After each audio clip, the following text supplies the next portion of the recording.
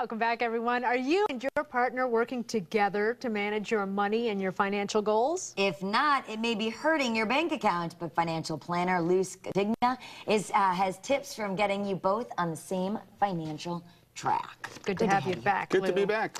All right, what kind of problems arise when you're not communicating about your finances? One spouse is going to sabotage the other spouse. That's what happens. Not intentionally, but if they're not on the same page, they go out and spend money that you don't really have. So it's real important to communicate with each other financially. I say both you and your honey should manage the money together. And in most families in the United States, that's not the case. Yeah, why don't we communicate more about money? Because one spouse really doesn't have anything to do with it usually. And that's the case in my household. That's the case. My wife says, you're the financial physician, you do it. Right. So you should sit down once a month, have a financial meeting, go over every single bill.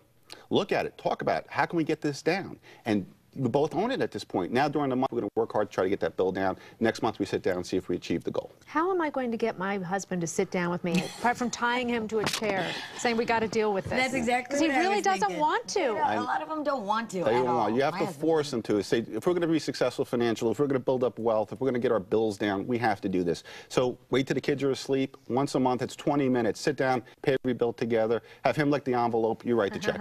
Just pay online. You can just hit a button together. That's what we do. What are some of the main things that we need to do to look forward to really successful, a successful financial future? Well, first thing we want to do is save money every month. Say we have a certain goal. We're not going to go out to eat twice a month.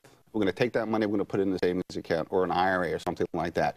Also, you want to monitor your investments every month. Sit down, look at every statement, every mutual fund, whatever you have, 401k, make decisions together whether or not you should lower the risk or increase your risk. If you see a big downfall in your finances, especially right now, we're seeing it.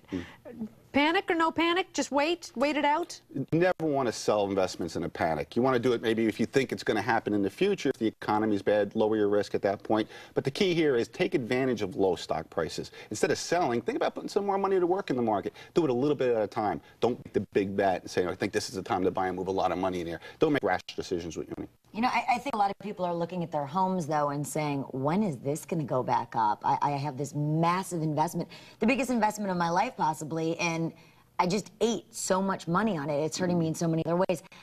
When is it going to get better? Not for a while, unfortunately. I mean, the housing market's in real tough shape right now, and it's not going to get better anytime soon, I don't think. We have record low mortgage rates right now, and it's not even helping. Yeah. God forbid interest rates start going up, which they will in the years ahead. It's going to make it even more difficult. There's just so much inventory out there. There's so many foreclosures. The economy's so bad. People still aren't going back to work, so it's going to be some time. My bank told me they don't even give loans anymore. What? You're a bank. How could you not get a loan? But that's... Well, they made mistakes making loans to people they never should have in the first place, so now the standards are higher than they were. What's your opinion on joint accounts versus separate accounts? Well, if you just get married, you should have separate accounts for a while. Make sure this marriage is going to work first. You don't want to move your money together only to see it fall apart in 6 months. But I think there's nothing wrong with having joint accounts. If you have joint accounts, you're working together because you both own the money. When you have your money separate, you're going to spend your own money, he's going to spend his money.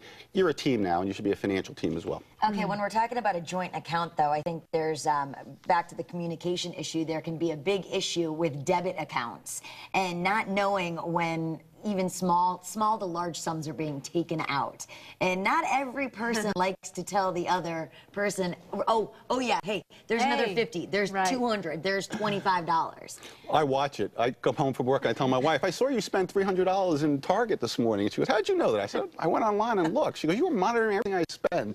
And we should do that. Let's monitor each other and be accountable for what we're doing. Okay, so just be accountable for it. Okay, I've just got my head in the sand right now. I'm still on the separate accounts, and I like it that way, but it's probably not the best. We're a team. We're a team. See, I have a joint account with my husband, and it took a while. I'm not going to say that there wasn't some difficulty with it. I mean, there was some fighting in the household on just let me know when you write a big check or something small between the both of us, but we made it work. So just communication. Communication, and it takes time. All right, Scatigna, thank you very much. Good to have you here. Good to be here.